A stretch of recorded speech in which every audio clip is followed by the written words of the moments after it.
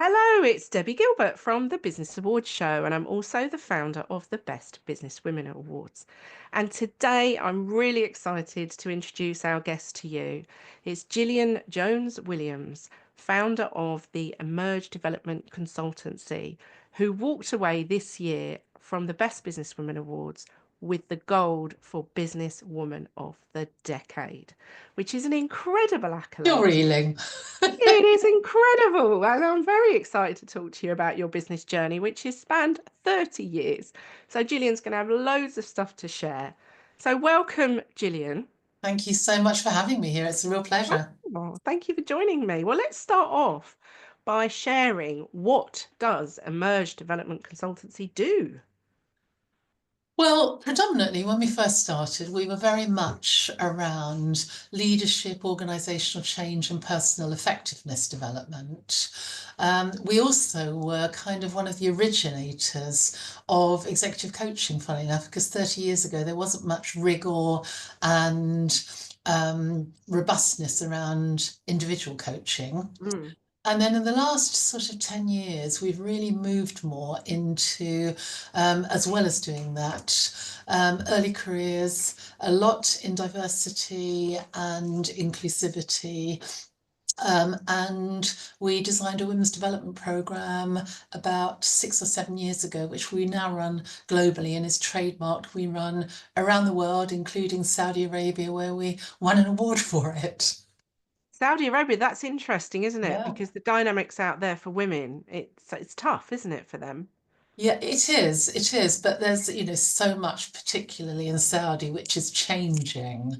Mm. And it's very, very exciting to support women of all nationalities, actually, because sometimes we have preconceptions and stereotypes about what they might be like. And when you start to understand, some of the women in the Middle East, they have their own businesses. You should do the awards out there. They've got amazing businesses and, are really hungry for development. So it's been wonderful.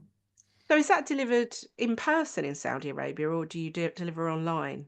We've done both. We've Oh, done interesting. delivery both, and often when we do globally, because our Rise Women's Development Program is a 6-month program. So what we will often do is do the first days face to face. So we bring women from different countries together, and then the next modules we'll do online with them, because that first face to face just gives them the opportunity to really bond, really talk. You know what it's like when women get in a room and discover they're not the only ones who think like this, and Mm. other people have shared experiences, and that's the magic of it.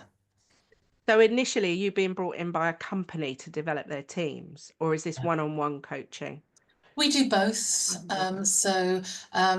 I've had the privilege, we have an executive coaching pool as part of the business. And as I said, I've been coaching for a long, long time. I've written a couple of books on coaching. So I coach lots of women, lots of senior women executives, but also women at different points in their career. And that really helped me to design the Women's Development Programme, because I started to learn from them what is it that makes them successful and what gets in the way of success. Oh, that's an interesting question to explore. So what does get in the way of success then? What do you think? Mainly themselves. Really? Mm. Their limiting beliefs and the Mm. way they think and position themselves. And when you can get into that and start changing the way that people see themselves, think about themselves, and shift those limiting paradigms, then they realize they can be whatever they want to be, and they go and do it. It's like winding them up and off you go. And then hearing back later and saying, yeah, I've gone for this and I've done that. It's really fulfilling. So your work is very transformational, isn't it? This particular, I mean, all the work we do for organisations is, but since we started running the Women's Development Programme, it has, it's just been the most exciting thing, because, as I said, you just see people who've held themselves back for so long, and you can see the potential in them. And it's hard to understand why they can't until you get inside some of their past conditioning and experiences. And then it's so fast, this is the thing, isn't it? You think, oh, I need to develop myself for 3 years and then I can go out and do this. It's like, sometimes, no, just unlock yourself a little bit. Oh, it's fascinating. So Yeah. what brought you to this 30 years ago? Tell us a bit about your background and what made you start the business. Right. Okay. So it's really interesting because when I start podcasts like this and people talk about me, 30 years, just one businesswoman of the decade, etc., it makes me sound like I've been just so incredibly successful. But there's a reality to this as well, which I think is really important. And that is that my mother was chronically bipolar. And Right. I'm sure lots of your listeners will have experienced bipolar in their family or may indeed have it themselves. Because of that, I had a very turbulent childhood. And when you Mm, have a mother with bipolar, it gives you an excuse to be a rebel. So I left school at 17, didn't finish college because I needed to get a job. mm. I also had inherited bipolar, so it's only the last 5 years I've started talking about it because up until then I was terrified that if I would mention it, people would run a mile. So I inherited a very low grade called cyclothymia, which I then discovered last year. It was a year of discoveries last year. I also have complex ADHD Ah, and something else called RSD, which is rejection sensitivity dysphoria. So I had a lot going on with my mental health throughout the whole of my business life, mm, which has only recently started to make a bit more sense to me. mm. And again, it's something I love talking to women about because, at first you think, oh my goodness, I have mental health issues. And then you realize you actually have a superpower. And that's what's brought you here. So I left home, that was it. I scurried around doing temping jobs, bar jobs, and finally found myself in recruitment, which was a good job for me because I could just talk a lot and meet people, and that was fine. And in the organisation where I was working in recruitment, I was sort of the number two. Mm. It's a very relevant story, so forgive me for detracting. And one of our clients asked us to do some training for them. And I had done training internally before for our business in the recruitment business. Of course, I said yes, because I just like to say yes. Do you do that? Say yes to Yeah. everything. Yeah. And so I bid for the work. We got the work. It was a big contract. And then the next day at work, we had a case of sexual harassment from one of the men there to the part-time receptionist. Mm, Cut a very long story short, I dealt with it. He was a bit embarrassed and resigned, all dealt with. The managing director came back from holiday. As you can imagine, this was 30 years ago, so things were a bit different. mm, Was very disappointed his high earner had left and wooed him back with a bit more money.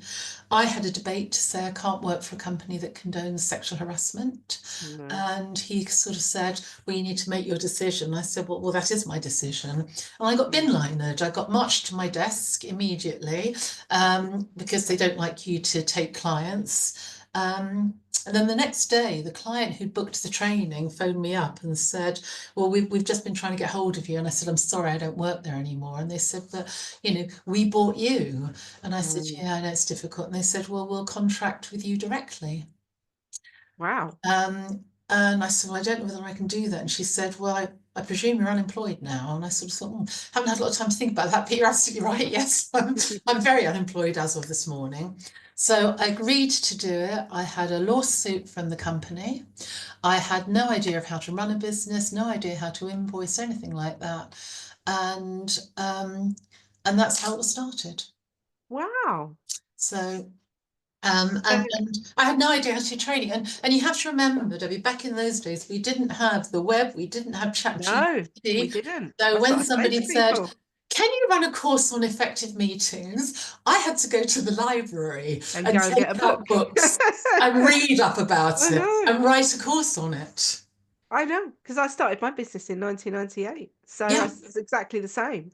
And then yeah, people look at you like you're a bit crazy. And I'm like, we didn't have social media. We didn't have websites were just emerging at that yeah, time. They weren't really the norm.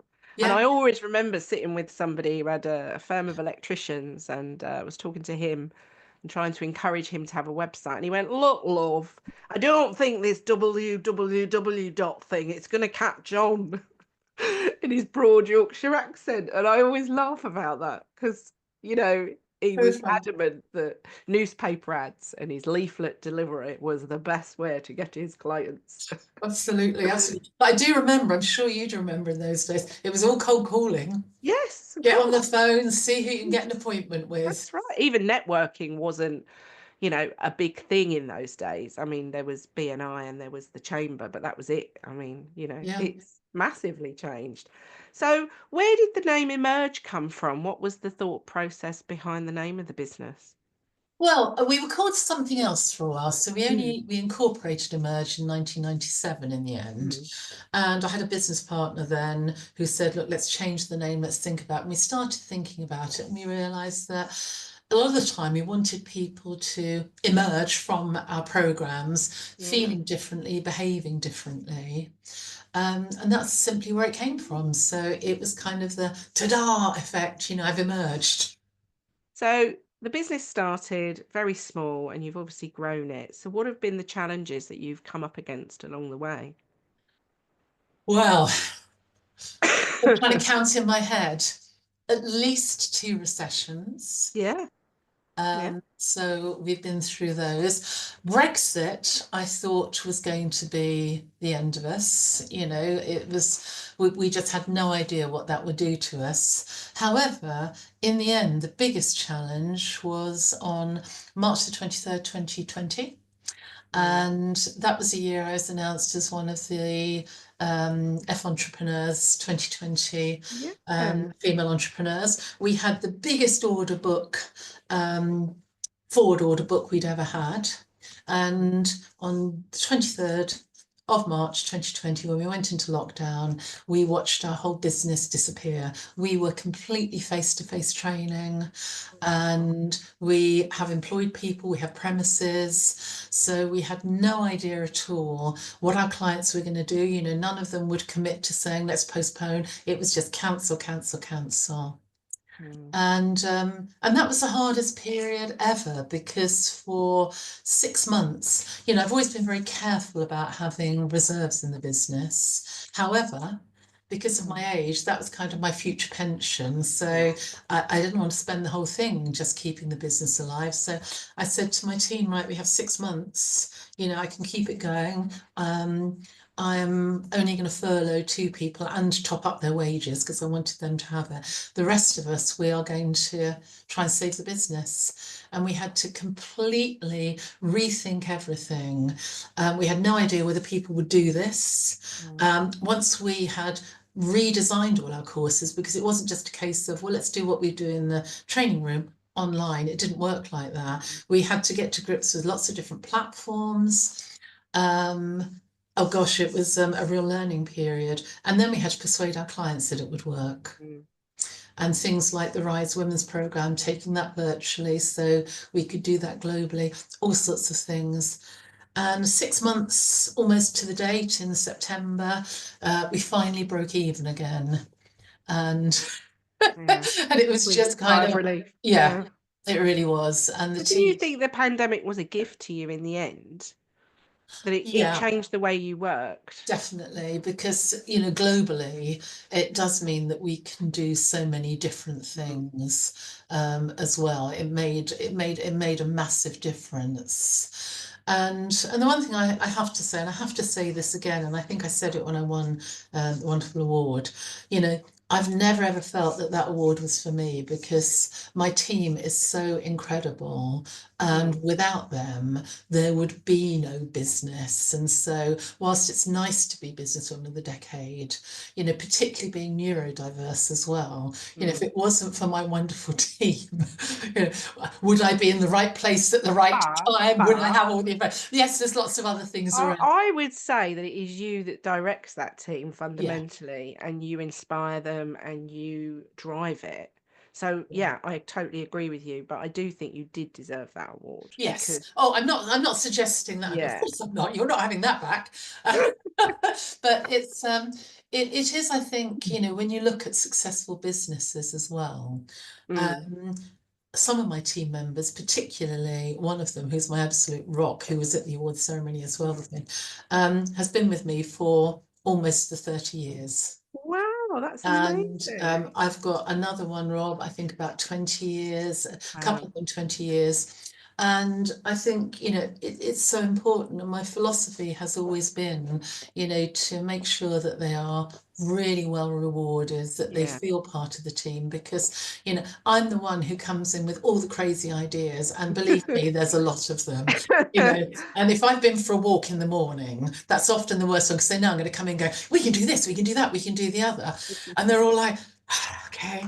And and I've got Rob, my designer, who just sits there and makes these things happen for me. Because if it was left to me, they'd probably stay in the half-form ideas phases and they will follow them through for me. So I think surrounding yourself with people who have all different ways of processing, Mm. who are diverse, is absolutely That's vital. key, in your Yeah. opinion. It's the mix in a team, and I'd absolutely 100% echo that because I do think, again, with the awards and a lot of the work that I do, I couldn't do it without the team that I've got. And I think having the right people, but also looking after those people, because when you talk to businesses that have high staff turnover, it's because they don't look after their Yeah. people. And Yeah. that's the problem. So, what's the plans then going forward with Emerge? What are you looking at over the next couple of years? Well, no surprise to know that over the last 3 days, I've been writing a 50-page marketing strategy for the Wow. But we are really looking to continue to grow the business. I'm very, very lucky that my daughter joined the business. She was already in diversity and inclusivity a few years ago. So when I get too old and eccentric to be allowed in the training room anymore, then we'll be working towards some progression then.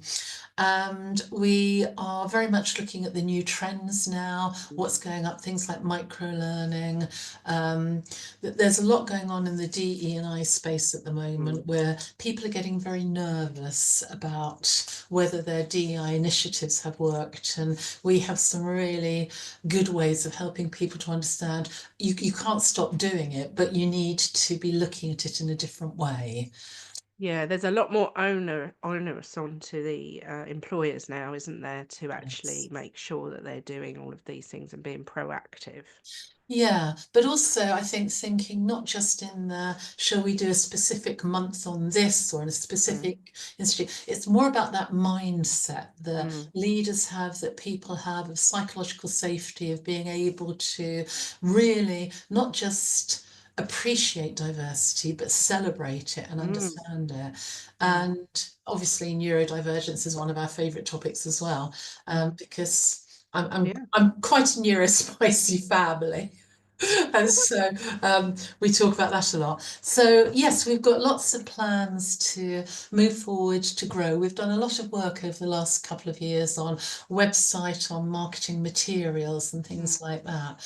And what we've discovered is we're actually quite a well-kept secret. We've been a little too humble about what we do. And suddenly when our clients say, oh, we didn't realize you did that, and we think perhaps we need to make a bit more noise Yeah, this a bit year. more noise.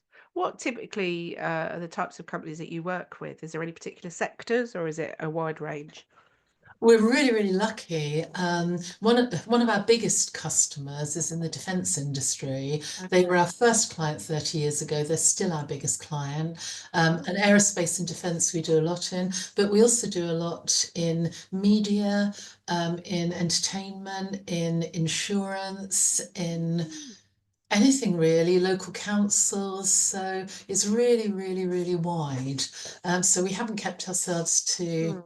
a niche, but Yeah. there are certain genres that we know pretty well. Yeah. So you've got a good understanding. So let's move on to talk about awards. Yes.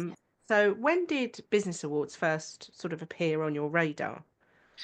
I think for the last few years I've seen them around. But it's been something that I've never really applied for much.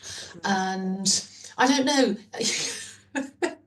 This is an irony, isn't it? You know, there I am making women, helping women to make the most of themselves, and I probably would recommend they all went for them. But that little voice inside of you thinking, "Are you really good enough to go for an award?"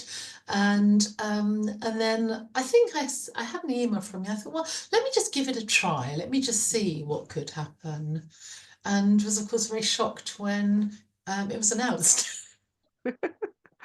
That was an amazing evening Yeah. because you did look, when I look back on the video afterwards, because obviously Yeah. I can't see everything that's going on the night, and you were visibly shocked. I I could tell. was, yeah, shell shocked. It was just like, oh my Yeah. God. Yeah. So for you, how did that feel? Because I know you said, oh yeah, it really is very much for the team, and it is, definitely. But did you feel that sense of personal accomplishment as well that you've I been doing? honestly really did, Debbie. And I think that being a little bit more in the autumn of my career, Mm, um, it was the right time as well. mm, Because obviously, if you'd had one, I could have gone for, quarter century or the yeah, 30. could have done that one as well. But it did feel, particularly with the work that we've been doing for women in the last 10 years Mm. with the RISE program and everything else like that. It just felt like it was a wonderful time to do this because, hey, I don't think it could get much better than that for me. Oh, that's really lovely. And did you get any local press or any other press from doing Yes, it? we did. We got put out in the press, a couple of articles. Didn't get on TV or anything like that. Mm, We did send a few out, but I mm, don't know whether it was timing or something like mm. that. Um, and it's probably something that I would say to people if they were applying for the awards, maybe do more work on that. I actually had some really big things going on in the business in October and November, Mm. which meant that I had a lot to focus A on lot to talk and about. possibly should have pushed that a little bit more. But no, the press that we got was really good. And it wasn't just the press that we got. When it went out on LinkedIn, clients and everybody, the amount of people who commented, wrote to me afterwards, for me was even better actually. Yeah, and that's nice because it gives that sort of it we never know how far the ripples Yeah. because people see you've won an award and read what other people have said and it gets seen by people who don't know you and it's that kind of reputational thing as well. So it definitely has that ripple effect, and you may suddenly get a client in 6 months' time that may have appeared on your radar because they saw you win that award. So, I think, Yes, and the one thing I will be doing is I'd like to do a lot more speaking. mm, And, I'm beginning to feel now, particularly with nearly 30 years under my belt, and certainly wanting to allow more people to understand that being neurodivergent and certainly with bipolar does not stop you from doing anything mm, in this way. And I think having an award like this yeah, could be very, very helpful for definitely. getting speaker engagements. And look at a TEDx talk as well. Yes, I nearly did. Well, I did one a couple of years ago. I did the Mm. audition, and out of the people that they chose, I was number 13 and they took 12. Oh, so Um, nearly. but I Yeah, didn't quite have the story right, so I might try that one again. definitely, you should do. And then tell me more about the books that you've written. Okay, so I've written a couple, you can see one behind me. That's How to Create a Coaching Culture, 50 Top Tools for Coaching, Oh, wow. which is just about to be launched in its sixth edition. We're Hmm. writing that at the moment. Hmm. Here's one I prepared earlier. Oh.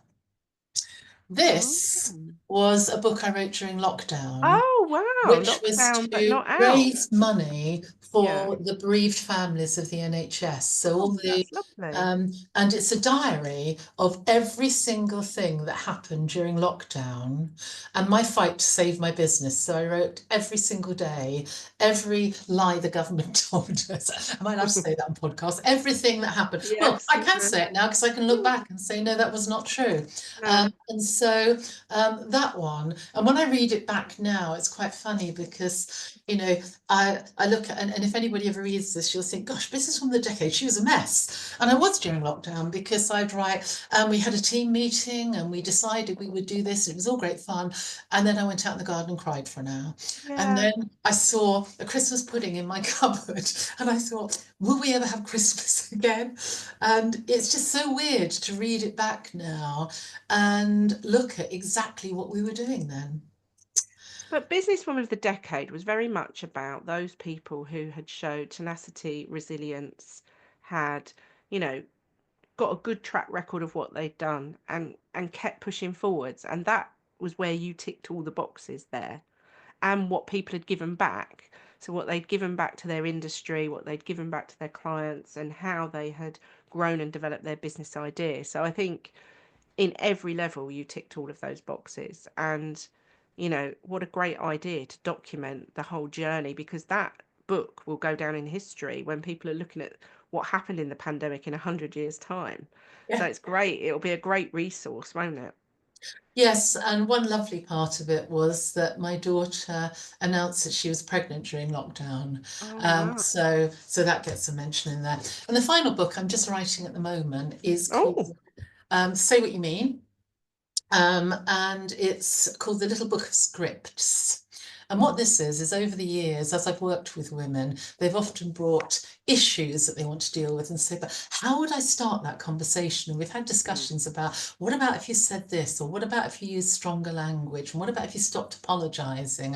What Mm. about that sister who keeps commenting on your weight, or that mother who doesn't like the job you're doing, things like that. How can I assertively, find my own way? And people used to say to me, well, can you just write that down for me? And I thought, right, I'm going to write a little book of scripts, which is, it's there for women. I'm sure men would use it as well in some ways, to help them to think about how can I start this difficult conversation? How can I go and ask for a pay rise? Or how can I tell people that they're putting too much on me without giving me recognition and still sound assertive and approachable? Fantastic idea. I can't wait to read it. When's the book coming out? Well, no, I'm writing it. I've You're writing it. literally, I've just done the outline and sent it to the publishers, so we'll see what they say. Fabulous. Goodness me, you've got so much going on. Um, so we always like to end the podcast with words of wisdom, and you must have some wisdom to share 30 years down the line. So, I mean, we can't share everything, but if there's one or two things that you would like listeners to take from your experiences over the past 30 years, what would you say? Oh, yes, this is a challenge to keep it It short. is a challenge, yeah. I would say um, there's always another way to do anything. Mm. So find that other way. So whenever you're being blocked with something, there is always another way.